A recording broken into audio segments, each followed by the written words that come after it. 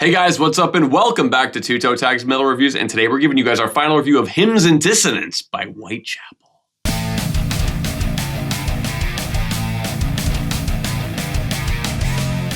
So this is our third time reviewing a Whitechapel, a new release of a Whitechapel album on the channel, and I'm gonna open it up, and what should we start with? I guess we'll talk about some songs. Sure. I mentioned this last week how much I liked Prisoner 666, which is the opening track. I still love that song, and I feel like it's such an awesome way to start the record. Mm-hmm. It's kind of unsettling as soon as you start it, and then, you know, just the first thing he says, I bear the number, and it's like, oh, this is sick. Mm-hmm. And I feel like there's aspects of this song, and I think I may have mentioned this last week, that do basically the thing that I wanted from this record, which was to apply the stuff that they started doing on the last two records to this meaner, angrier, crazier, more brutal, evil sound. Mm-hmm. And I think there's bits of that in a few of the songs on this record. And I think this one has parts of that with the intro there, and even the phrasing.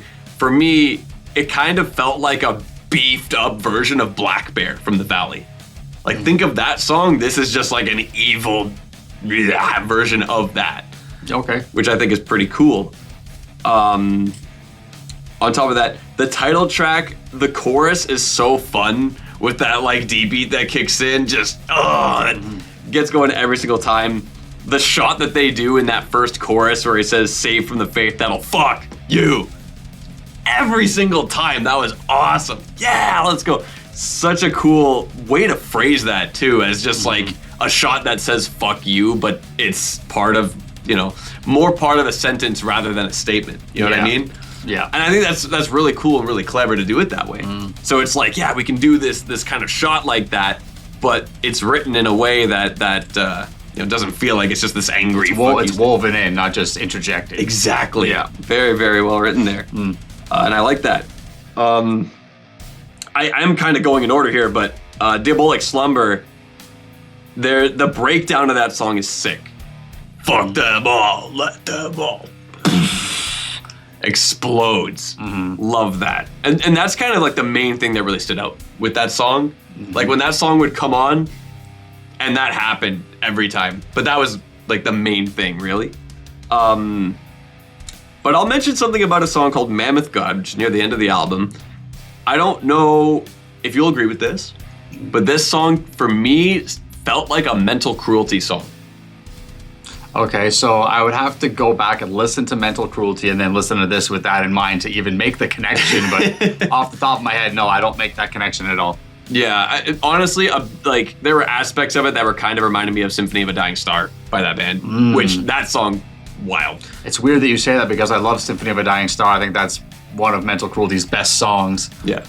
But Mammoth God was one of my least favorite songs on this album. Whoa! Yeah, and even the song that came before that, Bedlam, I think those two songs are the weakest point of this whole album. Yeah, Bedlam, I'd agree on Bedlam. That's probably the weakest point of the album for me. It's just, any of the other songs have at least one thing I can say about it that stands out. At least one. With that one, it just kept coming and going. Like that one, I couldn't really write anything about it. It was just like, it came and went. Yeah. Anything else, like I can say something about it that I liked. Yeah. But yeah, like there's the final part of Mammoth God with the solo, super duper cool. The transition to that last chorus where he does that super high scream and then bam, love that. Every time I heard that, that was sick. Like that was just a consistent, really, really cool part of the track. What else we got here? I'd like to mention the Abysmal Gospel. Here's something interesting about that one. That one, I feel, is positioned so well on the album because you have Hate Cult Ritual before it, which is, you know, in triple time, you got that feeling, right? And then Abysmal Gospel has like a minute of build into the super circle pit sound, the super fast, crazy stuff, which was only really kind of there on the title track earlier on. So there's enough separation from it happening in the title track to the Abysmal Gospel that when it happens in the Abysmal Gospel, you kind of get like a pop out of that. It doesn't just feel like I hear This Is again. It's like, oh yeah, this is awesome. Even though they did do something like that already in the album, it's just there's enough stuff in between to make it feel fresh when you get there. Yeah, and the Abysmal Gospel does a cool thing too, where it kind of contrasts itself, because the first minute and a half or so is like slow and sludgy. Yeah. Then it just flips on its head and turns into a circle pit music. And Exactly. it's all in one song. So that's kind of cool too. It just kind of does that and kind of spinging for a ride. And I guess on top of that, I'll say that Nothing Is Coming for Any of Us is a great way to close the album. Been noticing this a lot more lately, that bands are ending songs or ending albums with the guitar just going and going. I love that. I love that too. I welcome it. I want more. And it's awesome that we're seeing more. And I love the way they do it on this album, especially with an album like this. It feels awesome to kind of have all this brutality and then just kind of like wash away and dissipate into the void in the end. You know what I mean? Exactly. Especially considering the way that the last two albums went. I think something like that is another application of the stuff that they learned from those last two records into a record like this. And I think it was used very, very well. That track is awesome. Yeah, I agree. Good way to close the album for sure. And I also agree with Prisoner 666 as an opener. I think both those songs stood out on the album in their respective spots because of the way they sound. Like when the album ended and then it started again, it immediately was like ears perked up. Like we're back on. Yeah. Right? That's kind of how it was for me. So, there's a lot of talk about this album, Whitechapel. I noticed they gained over 100,000 new followers or listeners, I should say, on Spotify. Because when I checked that out, they're actually at 666,000, which is pretty Beautiful. nice. I took a screenshot of that, but now they're at like 750,000. So Really? yeah, That's over like the in course a of week? Yeah, they've gained 100 or so thousand new listeners. So that's pretty good. But that could just be because new album hype kind of thing, you never know. But either way, good stuff from Whitechapel there. But a lot of talk about it, and a lot of people are saying, this is the heaviest thing since This Is Exile, and this is the heaviest thing since Somatic Defilement, and people are really comparing it to that old first chunk of Whitechapel albums, and I don't really think it fits there. I think it fits more in like the mid-tier, or not mid-tier, like mid-range of their discography, because their sound kind of changed a little bit over the years. They kind of like, I don't know, I'm gonna ramble on too much about that. Let me just talk about this. I thought the album was fine. You mentioned a lot of things about, different vocal parts and stuff like that stood out. I think that goes without saying with Phil. Oh, yeah. Phil is, he's one of the GOATs of the genre, and it's almost to a detriment, because when he does something cool, it's almost like, yeah, but that's just Phil doing whatever. It's But just it whatever. is something cool, though. It is something cool, but it just feels it's run of the mill though. It's for Phil. You know what I mean? It's just a song like Visceral Wretch, which you mentioned last week was one of your top tracks. I don't know if it still is, but that song, to me, he's showing off his high harshes there. Like I feel like he's just really accenting them in that song and really just going, look what I could fucking do. And it just sounds so clean and nice. Yeah. Right? And he just maybe doing it to show off, I don't know. But then there's certain songs. There was one song, and I didn't make a note of it, and I suck at remembering things, but he does a little bit of the, I don't know what to call them, the zombie noises. Like he doesn't, it's like he starts doing it, but then holds back. And he starts doing it and holds back. He does it 3 or 4 times in a row. It doesn't actually fully, I can't remember what song it is. Okay, because I want to say I heard it, like it was kind of like a growling kind of thing, like an animal growling kind of thing. It was, yeah, but it's like he doesn't go full on into it like Ramos or Dickie Allen or something like that. But he kind of teases it, like I can do it if I wanted to, but I'm not going to because it's a little cringy, like or something like that. I don't know. But anyway, he's just really good. He's just really good. Super awesome. He's so good. To add on to that, I think another thing that makes him so great with his style, and it's even seen on this album, he's one of those harsh vocalists where you can actually, in some moments, easily discern everything he's saying, even through a harsh vocal. Because obviously, harsh vocals, it's harder to hear what they're saying. Of course, that's what that is. But with him, like, you can basically hear all the words, even if it does. He's got enunciation. Yeah. Exactly. Yeah. Yeah. A lot of vocalists don't have that, but a lot of them do, and he's one of the ones that does. But yeah, that's definitely a selling point for a lot of people too, because a lot of people, I can't hear what they're saying, so it sucks. Like Cookie Monster. I've never cared about that, but whatever. So yeah, vocals are always on point when it comes to Whitechapel. Can't really knock the vocals.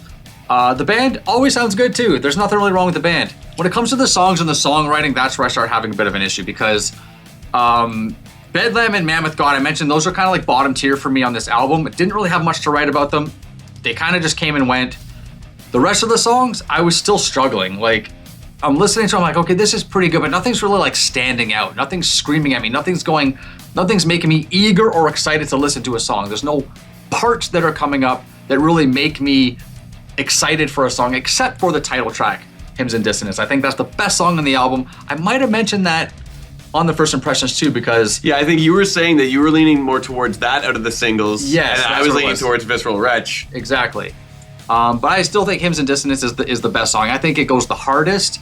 I love the backwards singing part where he says that line backwards. He says, Satan the Father bathed us in sulfur, but he says it backwards. I got a fucking hair or something. It was either on that song or I think it was on a Visceral Wretch where he was doing that, but they were lyrics from This Is Exile. Like, wasn't it a reference? Because I'm pretty sure... There was a reference, Father of Lies, something, because that's a song. I think that's a song off This Is Exile, the first track, I think. But yeah, the whole song is just really cool. Like, there's one part where he's singing about impaling somebody on a crucifix, basically. But the way they describe it, if you've ever seen the movie Cannibal Holocaust, there's a scene in that movie, and it was actually pretty controversial because people thought it was real, but they walk around in this jungle or whatever, and they come across this woman who's been impaled, basically pole about that fat, shoved up her ass, and it fucking went all the way through, and now it's out her mouth. It's a pretty iconic image. You can look it up, and if you're not squeamish, and you know, people thought it was real, and they had to go to court for it and everything. But the way they describe the impaling in this song is that, but on a crucifix. Because I can't remember what the line is, but one of the lines is the last thing you taste is shit or something like that. Yeah. Yeah, so basically it goes up your ass and it comes out your mouth and then you die of tasting your own shit. Yeah. That's some brutal fucking lyrics. Very. Like, on a crucifix. That's brutal lyrics. On an upside down crucifix. They make that an inverted cross, right? So, I mean, they're not playing around. They're not fucking around with their shit here, with their lyrics and stuff. Other than that, I still really like Ex Infernus as an interlude. I think it does a perfect job as an interlude. This is, to me, what interludes should be. It's pretty quick. It's got interesting things to listen to. It breaks up the pace. It ticks all the boxes for an interlude. Really like it there. It sets up Hate Cult Ritual really well, and on top of that, it's the perfect timing. As soon as you're done Visceral Wretch, you're naturally going to accept a small breather.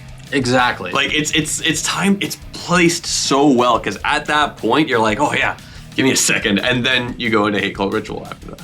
Yeah. So, yeah, there's stuff I definitely like. Hymns and Dissonance I like.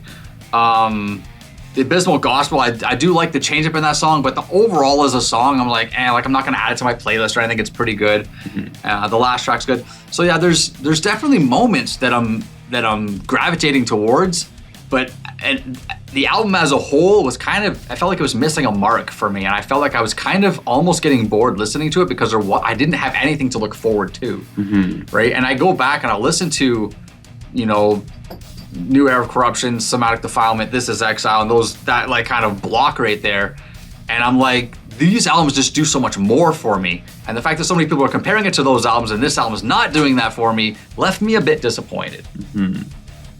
Well, I guess with that being said, how about we rate this album? Okay, so I'm just gonna, I guess,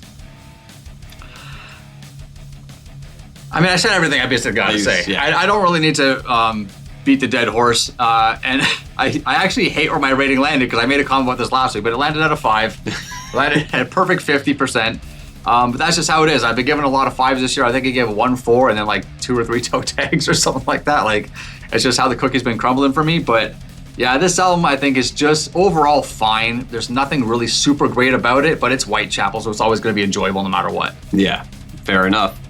So it's weird. I remember I said when Kin came out, and even after that, I want to see this band go back to the hard stuff and use stuff that they learned from here into that. Yeah. So either me and this band are on the same wavelength, or they listen to me, because I feel like that's what they did with this record, and I was pleasantly surprised by that. Well, I guess not surprised, it's what I wanted, so I got what I wanted, but I think that this album is paced really, really well. I think it does a good mix of like those ideas from the last stuff, but also applied to this brutal sound. It was cool to see that the story here has relations to the story from This Is Exile, which is cool, but it doesn't sound exactly like the original stuff. And in a sense, that's almost a good thing, because then you can see that this band has evolved. Because I would rather see them continue to evolve themselves than just doing the same thing over and over. Yeah. I think that's a part of why this band has seen the success they've had over the last few records, because they've been evolving themselves. And I think on this record, they did a great job. It's paced really well. There's awesome moments for a lot of the songs. A few of them didn't have as many big moments as other songs. A few of them were kind of, but overall, I still had a lot of fun with this record. It's gonna get my toe tag. Wow. So, a toe tag for me and a 5 from Bile Self. Unfortunately, Whitechapel will not be the first band to have 3 new releases on the 2 toe tag list. They had a chance to set a new record here on the channel. Could be the very first, but unfortunately, not this time. Not this time. Not gonna happen. Sorry, Whitechapel. Anyway, guys, that's all we got for you today. Remember to like this video if you liked it, and tell us in the comments below, what is your favorite Whitechapel album? How does this stack up against the rest? We love to hear what you guys have to say, and subscribe if you guys are new to the channel. I'm TV Fish. I'm Bile Self. And keep the horns up.